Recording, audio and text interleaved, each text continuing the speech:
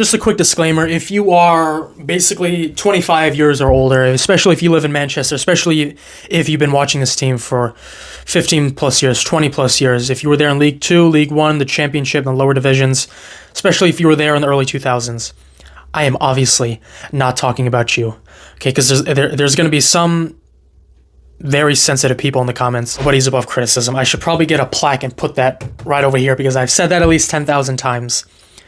Okay, because nobody's above criticism, and this is definitely not all Manchester City fans, but it's definitely not a small number. It's a lot of people online talking poorly about our players, giving up on our players, giving up on the season, and I think I need to address it.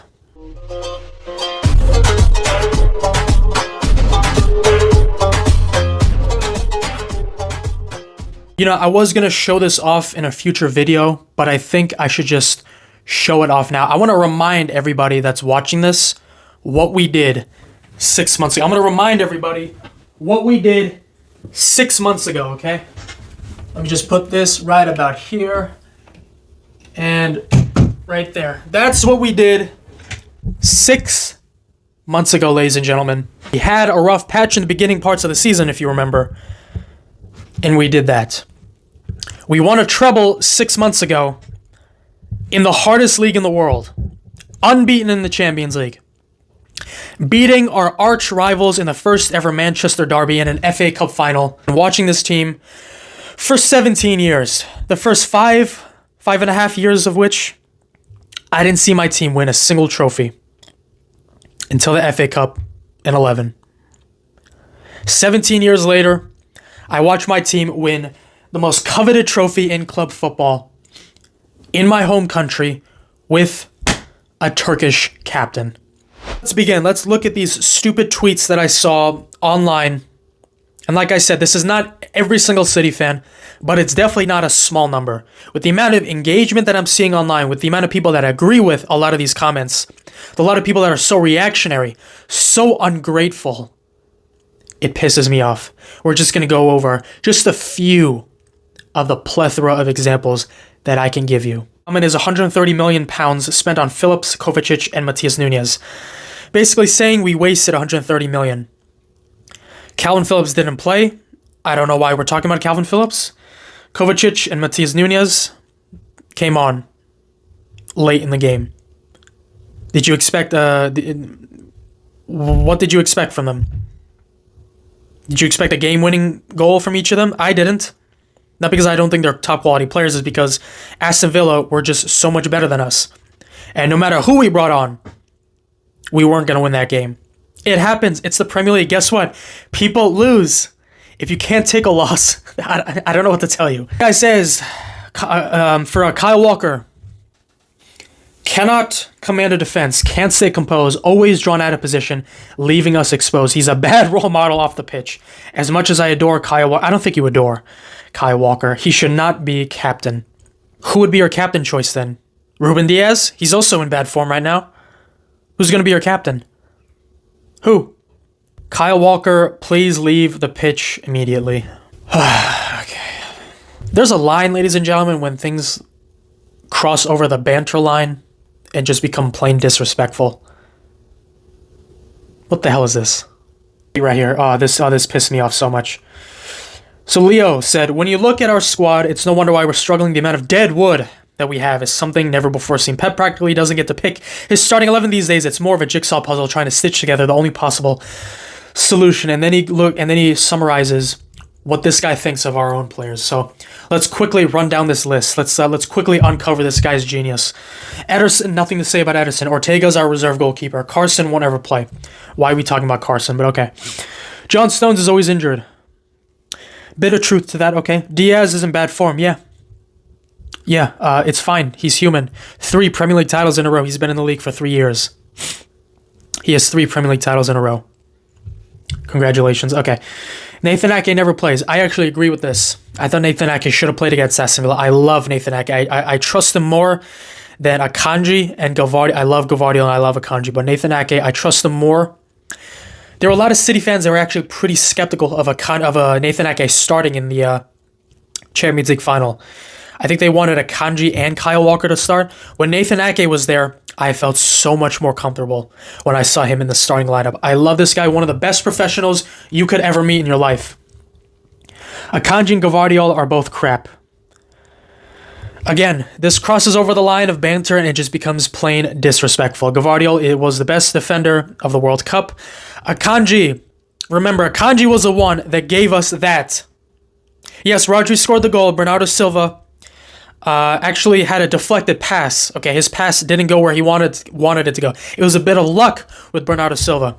But John Stones was open on the right, and Akanji, instead of playing at the John Stones, gave a perfectly weighted ball, a split-through pass between two Inter defenders to give it to Bernardo Silva.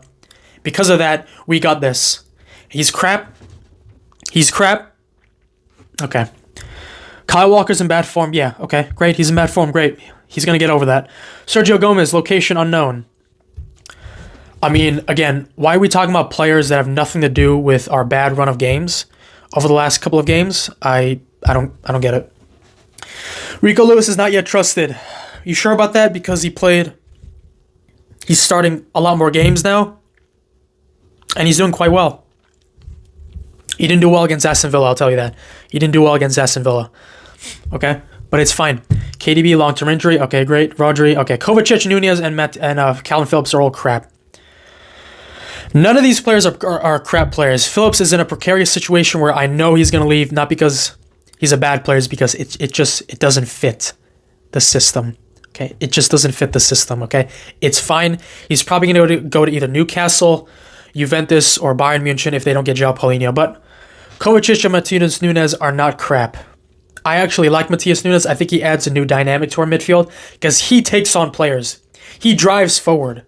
I love that he does that. Kovacic, I mean, why are we talking about Kovacic and Matheus Nunes? Why? Why?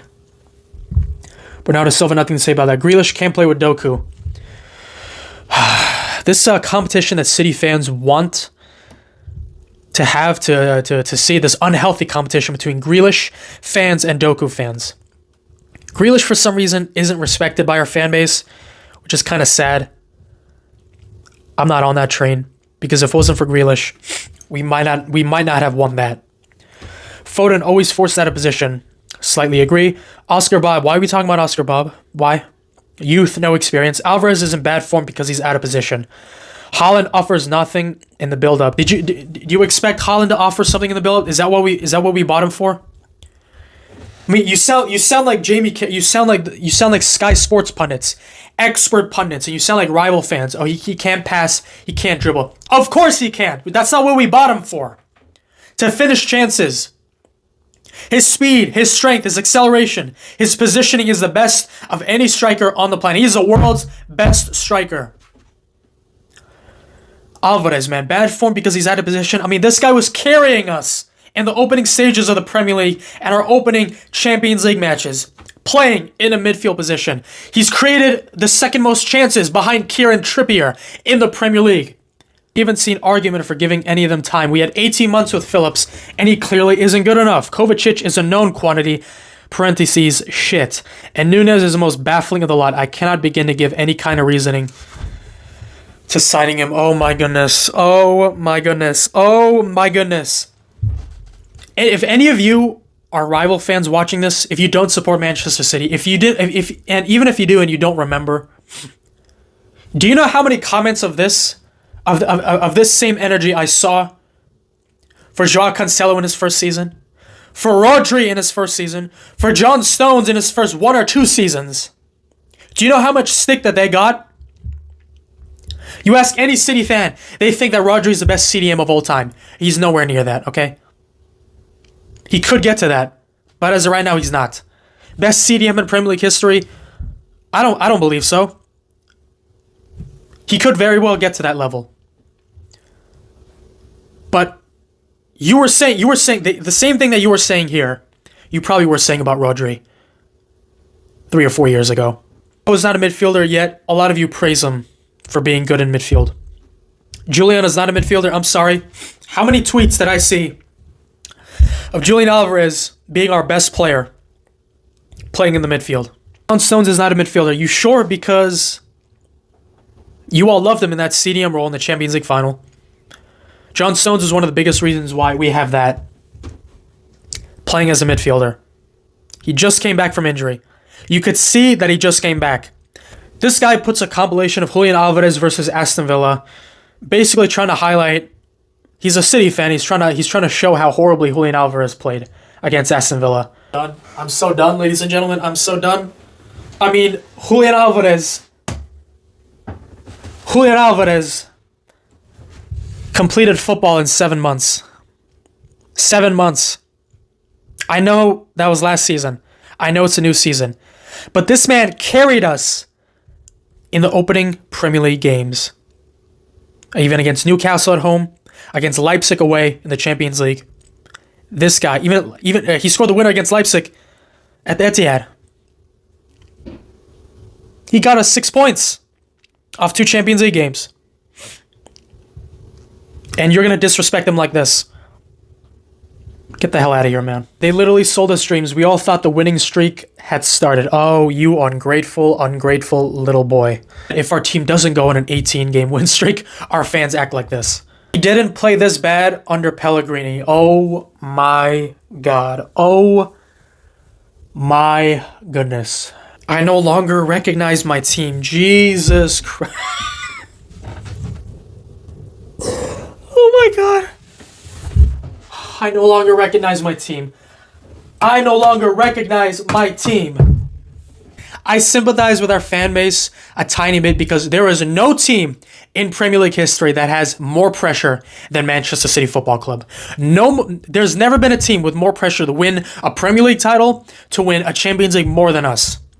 Okay? When we won the domestic quadruple, Liverpool fans on Twitter said it was a failure. I still remember that. I still have receipts of that. A failure. Because of what, I think it was because of what Tottenham did to us. Failure of a season. I've met Mancunians at Amity Hall, at the Supporters Club, that have been watching this team since League 2. Been watching this team for decades. Big Steve is, I'm a huge fan of Big Steve. He, I think, represents this fan base incredibly well. Okay? On Lad Bible, I think he said, I would have taken a FA Cup in his life. One FA Cup. But we got so lucky. We got so lucky with Sheikh Mansour. And just like Big Steve, I can't thank Sheikh Mansour enough.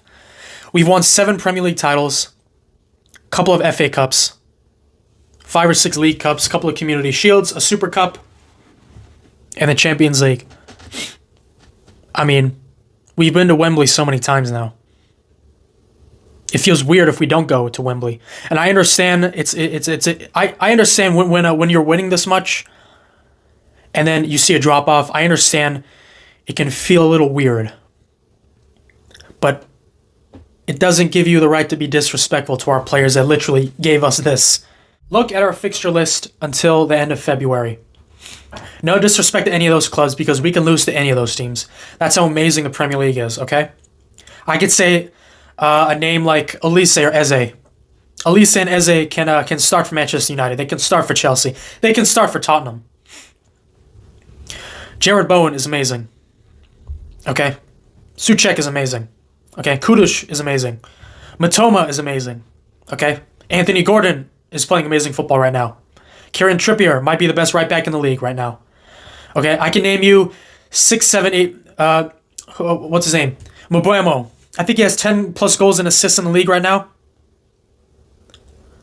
I can name you about 6, 7, 8 different players from 6 or 7 different teams outside the top 6. Every single team has got a star now. Winning the Premier League is that much harder than it was 10 years ago. It's so difficult now. We're in a bad run of form, but we're Manchester City. Let's get behind our players, get behind our manager that's given us so much over the last couple of years. Let's not act like children. Let's get down to business.